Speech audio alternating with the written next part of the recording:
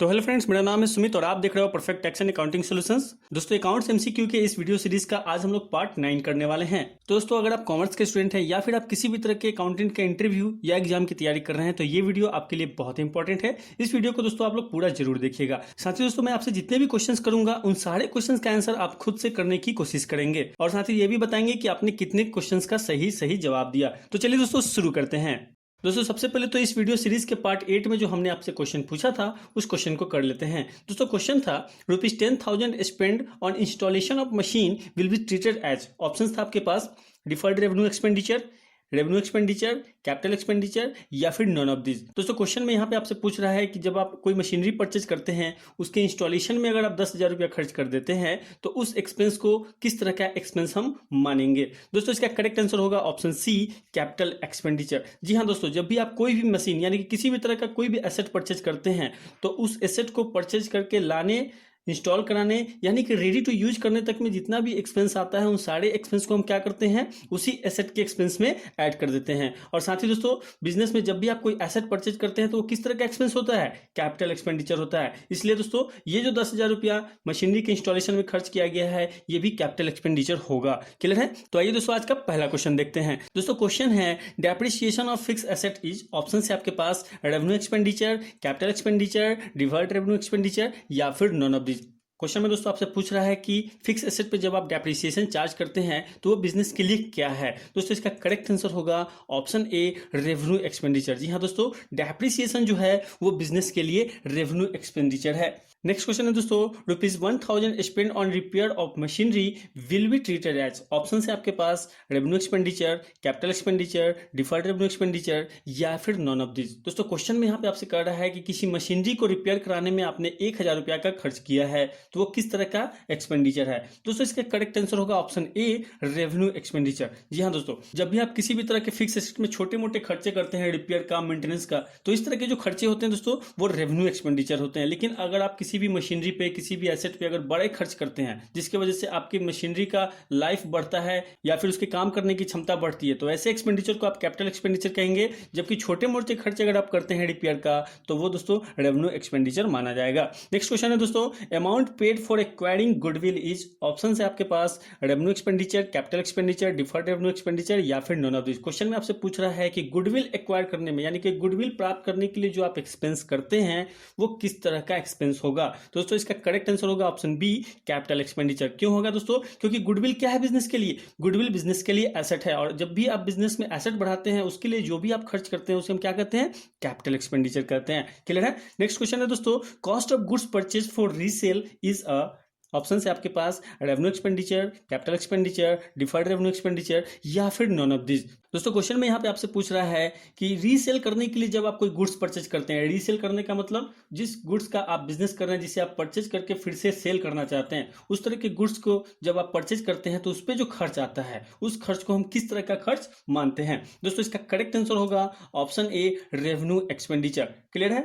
इसे क्यों revenue expenditure मानते हैं? इसलिए मानते हैं दोस्तों क्योंकि इसका बेनिफिट आपको करंट फाइनेंशियल ईयर में ही मिलेगा। कैपिटल एक्सपेंडिचर वैसे एक्सपेंडिचर को मानते हैं जिसका बेनिफिट आपको आने वाले साल में मिलता रहेगा, लेकिन रेवेन्यू एक्सपेंडिचर ऐसा एक्सपेंडिचर है जिसका बेनिफिट आपको सिर्फ और सिर्फ करंट फाइनेंशियल ईयर में ही मिलता है। क्लियर है? नेक्स्ट क्वेश्चन है दोस्तों, wages paid for erection of machinery are debited to machinery account. Option है आपके पास ट्रू या फिर फॉल्स। दोस्तों, क्वेश्चन में यहाँ पे आपसे पूछ रहा है कि किसी मशीनरी को इरेक्शन कराने के लिए आपने लेबर को वेजेस पेमेंट किया तो उस एक्सपेंस को मशीनरी अकाउंट में डेबिट करेंगे। तो जी हाँ दोस्तों, इसका करेक्ट आंसर होगा ऑप्शन ए, ट्रू। मशीनरी का इरेक्शन कराने यानी कि एक तरह से इंस्टॉल कराने में जो भी खर्चा आएगा उसे आप क्या करेंगे, उसी मशीनरी अकाउंट में ऐड कर देंगे। क्लियर है? उसी मशीनरी अकाउंट में डेबिट कर देंगे। नेक्स्ट क्वेश्चन है दोस्तों, expenditure on innovation of a pavilion which has increase the seated capacity by 25% is revenue expenditure. Option है आपके पास ट्रू या फिर फॉल्स। दोस्तों, क्वेश्चन में यहाँ पे आपसे कह रहा है कि कोई एक पवेलियन है जिसका इनोवेशन कराया गया। ठीक है, इनोवेशन कराने से क्या हुआ कि उसका सीटिंग कैपेसिटी 25% बढ़ गया। क्लियर है? मान लेते हैं कि पहले 100 लोग बैठते थे तो बाद में 125 लोग बैठने लगेंगे, तो इस तरह का जो एक्सपेंडिचर है वो रेवेन्यू एक्सपेंडिचर होगा क्या?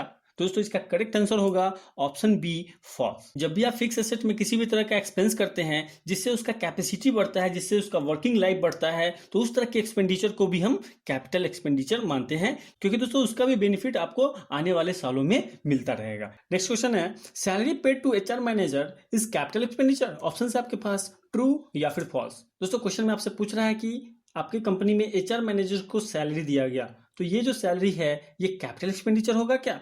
दोस्तों इसका करेक्ट आंसर होगा ऑप्शन बी फॉल्स। आप मैनेजर को या फिर स्टाफ को सैलरी पेमेंट कर रहे हैं तो वो बिजनेस के लिए रेवेन्यू एक्सपेंडिचर होगा। क्लियर है?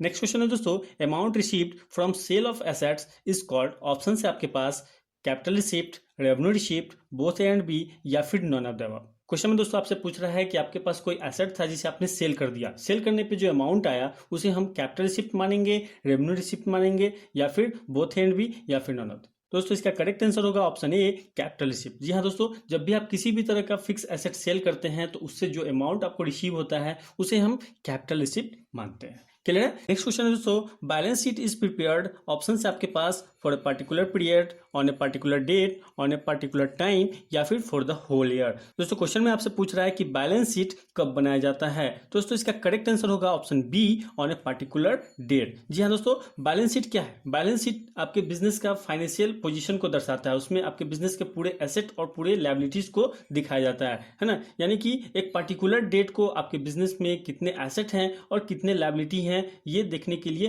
बैलेंस शीट तैयार किया जाता है। इसलिए दोस्तों बैलेंस शीट जो है ऑन ए पर्टिकुलर डेट को बनाया जाता है। क्लियर है? दोस्तों आगे बढ़ने से पहले अगर आप लोगों ने अभी तक इस वीडियो को लाइक नहीं किया है तो अभी लाइक कर दीजिए। साथ ही दोस्तों चैनल पर नया है तो इस चैनल को सब्सक्राइब करके बेल आइकन प्रेस कर लीजिए, जिससे आपको हमारे लेटेस्ट वीडियोस की नोटिफिकेशंस मिलती रहेंगी। साथ ही दोस्तों अगर आप कॉमर्स के स्टूडेंट हैं, अकाउंट्स पढ़ना चाहते हैं या टैली सीखना चाहते हैं, या फिर दोस्तों इसी तरह के MCQ की वीडियोस देखना चाहते हैं, तो हमारे channel perfect tax and accounting solution पे चले जाइए। वहां पे आपको टॉपिक वाइज प्लेलिस्ट मिल जाएगा, वहां से आप सारे वीडियोस को देख सकते हैं।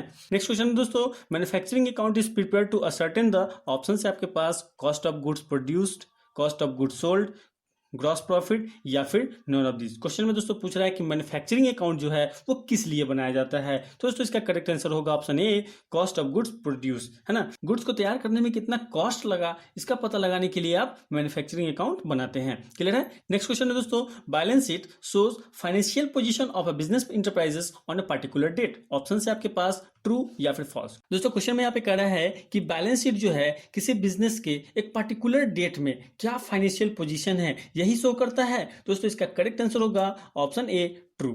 नेक्स्ट क्वेश्चन है दोस्तों, which of the following is included in financial statement. Option है आपके पास trading account, profit and loss account, balance sheet, या फिर ऑल ऑफ दिस। क्वेश्चन में आपसे पूछ रहा है दोस्तों कि इनमें से कौन सा ऐसा स्टेटमेंट है जो कि फाइनेंशियल स्टेटमेंट है। दोस्तों इसका करेक्ट आंसर होगा option D all of this. जी हाँ दोस्तों, trading account, profit and loss account और बैलेंस शीट ये तीनों फाइनेंशियल स्टेटमेंट है। क्लियर है? नेक्स्ट क्वेश्चन है दोस्तों, which account statement is prepared by an organisation after ledger. Option है आपके पास journal, cash book, trial balance, या फिर नॉन ऑफ द अबव। दोस्तों क्वेश्चन में यहाँ पे पूछ रहा है कि किसी ऑर्गेनाइजेशन में लेजर बनाने के बाद कौन सा स्टेटमेंट तैयार किया जाता है। दोस्तों इसका करेक्ट आंसर होगा option C trial balance. Clear है? चलिए नेक्स्ट क्वेश्चन है दोस्तों, बैलेंस शीट इज।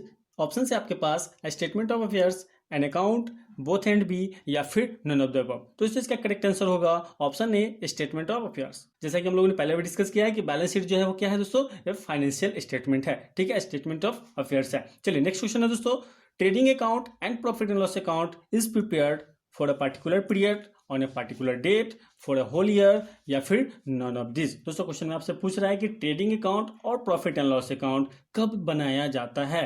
दोस्तों इसका करेक्ट आंसर होगा option A for a particular period. जी हाँ दोस्तों, ट्रेडिंग अकाउंट और प्रॉफिट एंड लॉस अकाउंट जो है एक पर्टिकुलर पीरियड के लिए बनाया जाता है। क्योंकि दोस्तों प्रॉफिट एंड लॉस अकाउंट और ट्रेडिंग अकाउंट हम लोग क्यों बनाते हैं? इसलिए बनाते हैं ताकि पता चल सके कि एक पर्टिकुलर पीरियड में आपके बिजनेस में कितना प्रॉफिट या फिर लॉस हुआ है। इसलिए दोस्तों trading account and profit and loss account हमेशा एक पर्टिकुलर पीरियड के लिए बनाया जाता है। नेक्स्ट क्वेश्चन है दोस्तों, goods withdraw for personal use is treated as. Option से आपके पास एसेट, एक्सपेंस, सेल, या फिर ड्राइंग्स। दोस्तों इसका करेक्ट आंसर होगा ऑप्शन डी ड्राइंग्स। बहुत ही सिंपल सा क्वेश्चन था दोस्तों। पर्सनल यूज के लिए जब भी आप बिजनेस से किसी भी तरह का गुड्स विड्रॉ करते हैं तो उसे हम क्या कहते हैं दोस्तों, ड्राइंग्स कहते हैं। नेक्स्ट क्वेश्चन है दोस्तों, फिक्स एसेट इंक्लूड्स। ऑप्शन से आपके पास closing stock, advance payment, furniture, या फिर बैंक।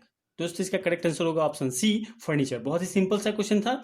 फर्नीचर जो है वो क्या दोस्तों, बिजनेस के लिए फिक्स असेट है। नेक्स्ट क्वेश्चन है दोस्तों, prepaid expense given in the trial balance is show in, option है आपके पास trading account, balance sheet, profit and loss account या फिर नन ऑफ द अबव। दोस्तों क्वेश्चन में यहाँ पे आपसे पूछ रहा है कि ट्रायल बैलेंस में जो प्रीपेड एक्सपेंसेस दिए रहते हैं उसे हमें कहाँ पे दिखाना होता है। दोस्तों प्रीपेड एक्सपेंस बिजनेस के लिए क्या है, प्रीपेड एक्सपेंस बिजनेस के लिए एसेट है, क्योंकि आपने क्या किया है, किसी भी तरह के एक्सपेंस के लिए एडवांस में पेमेंट कर दिया है, ठीक है, उसे ही प्रीपेड एक्सपेंस बोलते हैं। तो प्रीपेड एक्सपेंस बिजनेस के लिए एसेट है, और एसेट को हम कहाँ पे दिखाते हैं, तो एसेट को दोस्तों हम लोग दिखाते हैं बैलेंस शीट में। क्लियर है, तो इसका आंसर हो जाएगा option B, balance sheet. Next question है दोस्तों, outstanding rent given in trial balance is show in, option है आपके पास trading account, balance sheet, profit and loss account या फिर नन ऑफ द अबव। दोस्तों क्वेश्चन में आपसे पूछ रहा है कि ट्रायल बैलेंस में अगर आपको आउटस्टैंडिंग रेंट दिया हो तो उसे आप कहाँ पे दिखाएंगे। आउटस्टैंडिंग रेंट मतलब ऐसा रेंट जिसका आपने पेमेंट नहीं किया है, यानी कि बकाया है, यानी कि लायबिलिटी है। तो लायबिलिटी को हम कहाँ पे दिखाते हैं दोस्तों, लायबिलिटी को हम लोग दिखाते हैं बैलेंस शीट में। क्लियर है, तो इसका भी आंसर हो जाएगा option B, balance sheet. Next question है दोस्तों, purchase of goods given in trial balance show in, option है आपके पास trading account, balance sheet, profit and loss account या फिर नन ऑफ द अबव। दोस्तों क्वेश्चन में करा है कि ट्रायल बैलेंस में जो परचेज का वैल्यू दिया रहता है, गुड्स परचेज का जो वैल्यू रहता है उसे आप कहाँ पे दिखाएंगे। तो दोस्तों इसका करेक्ट आंसर होगा ऑप्शन ए, ट्रेडिंग अकाउंट। जी हाँ दोस्तों, गुड्स से रिलेटेड जितने भी आइटम्स होते हैं उन सारे आइटम्स को हम लोग कहाँ दिखाते हैं, तो ट्रेडिंग अकाउंट में दिखाते हैं। क्लियर है, चलिए नेक्स्ट क्वेश्चन है दोस्तों, कॉस्ट ऑफ गुड्स सोल्ड। आपको बताना है कॉस्ट ऑफ गुड्स सोल्ड का क्या फॉर्मूला होता है। दोस्तों ये आपके लिए होमवर्क है, इसका आंसर आप हमें कमेंट बॉक्स में देंगे। साथ ही दोस्तों इस क्वेश्चन का आंसर मैं आपको नेक्स्ट वीडियो में प्रोवाइड करा दूंगा। दोस्तों आपने कितने क्वेश्चंस का सही जवाब दिया हमें कमेंट करके जरूर बताएं। साथ ही दोस्तों टैली और अकाउंट्स के क्वेश्चंस के लिए हमारे इस चैनल को सब्सक्राइब कर लें। Thank you for watching. Vande Mataram.